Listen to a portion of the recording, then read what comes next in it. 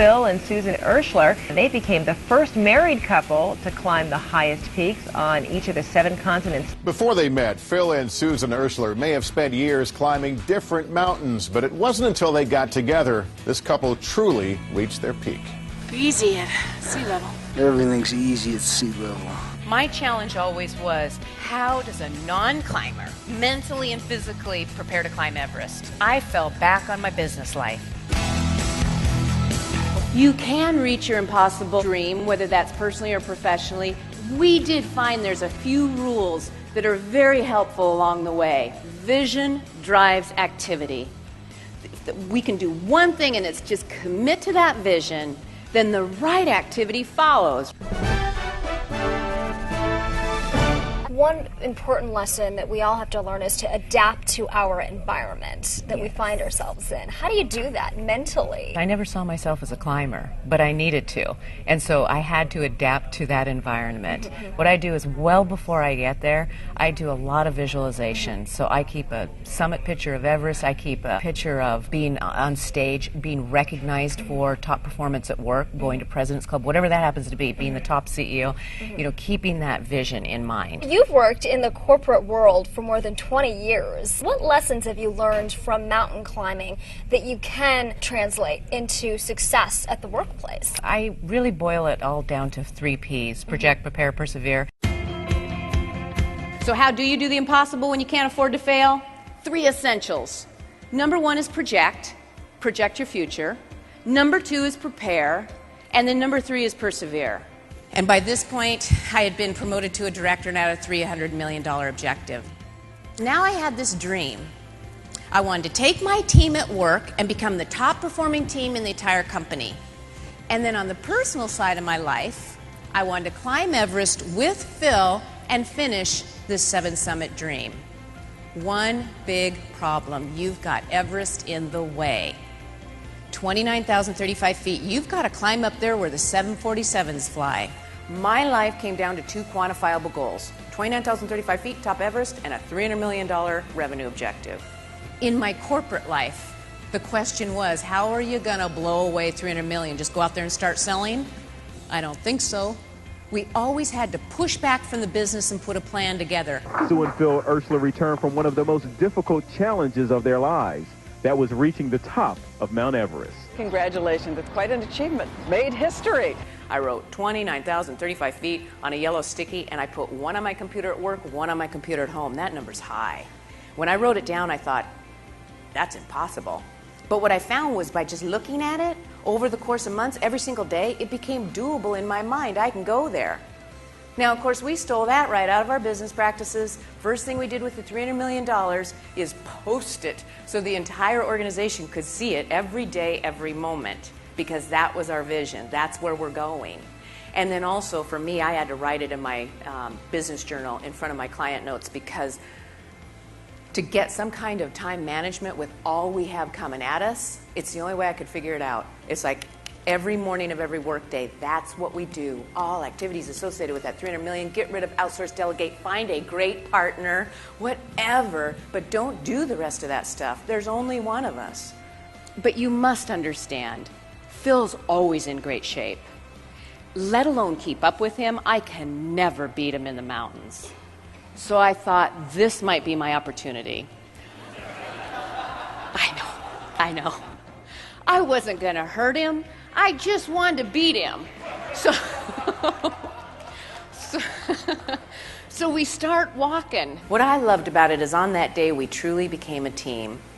And we now shared this common vision. And honestly, for any of us to stand on top, it took that type of team. It's so important in climbing, as I know it is in our businesses, to climb with people we trust and climb with people who care about our success.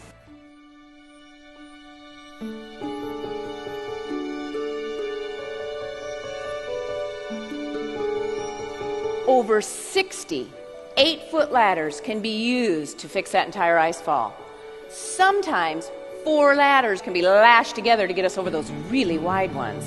Now that sounds quite sensible, but when you're walking across them, there's this real unnerving bounce, and then they start swaying. And then if you look down in there, they appear to be bottomless. They can be well over 100 feet deep.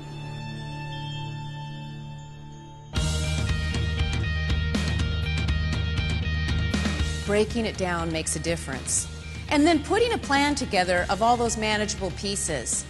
How do you climb Everest? Just go over there and start climbing?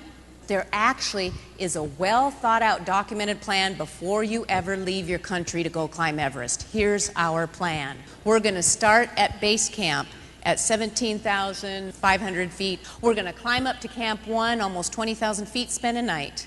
Climb up to Camp 2, 21,000 feet, spend a night or two, and come all the way back down, rest and recover for days.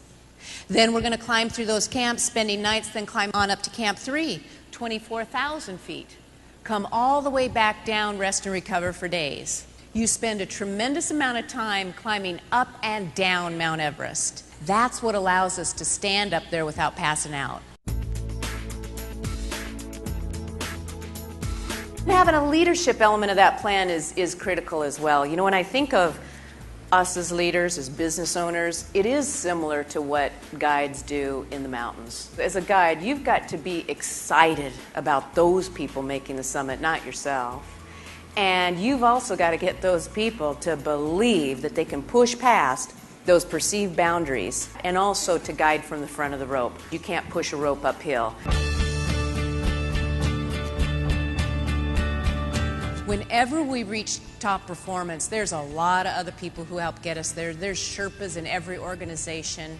I know the top performers in my organization went out and built such strong relationships throughout the company that people just wanted to help them.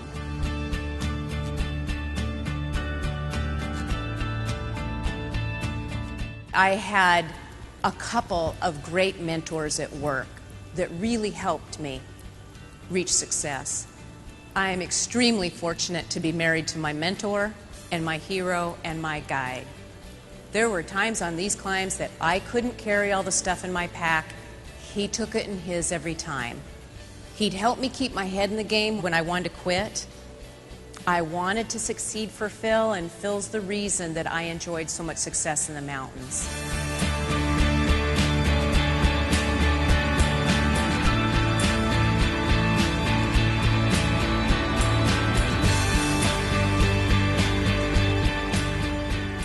Two times we didn't make the top of Everest, but each time we just regrouped, refocused, reset the goal. And also, as we learn here, no doesn't necessarily mean no. If you're going after the right thing, in fact, no means not yet.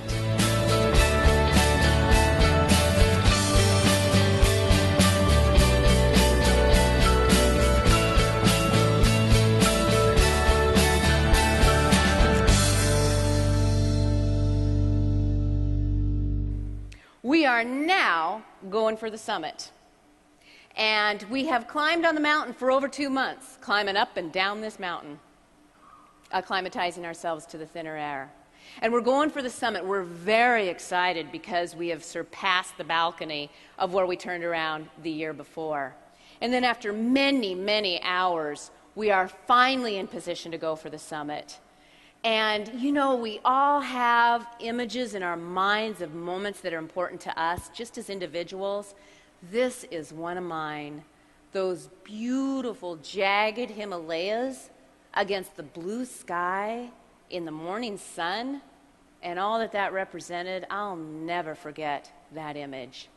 I had time to take it all in, because here's your rate of climb. You're at 3 breaths a step. You're for hours. And then all the emotions. I think every emotion I've ever had is convergent on you at that moment. And most of it's just extreme happiness. You're so happy for yourself. You're so happy for your team. And then we're just like steps away from the summit, and I lost it. I couldn't control the tears because I'm hearing Phil behind me yelling, "You made it, baby, you made it." And finally, at 10:20 in the morning on May 16th, Phil and I took that last step, and we ended up standing on the top together. That was definitely the best day of my life. That sense of accomplishment to stand there with Phil was worth all the pain, the hard work, the sacrifice, and the effort. And now you got to get back down.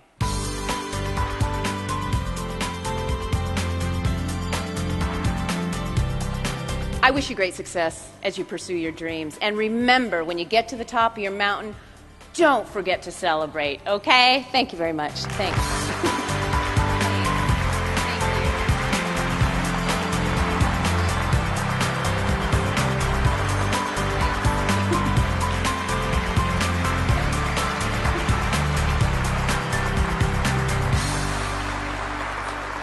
We're going to Disneyland. to Disneyland.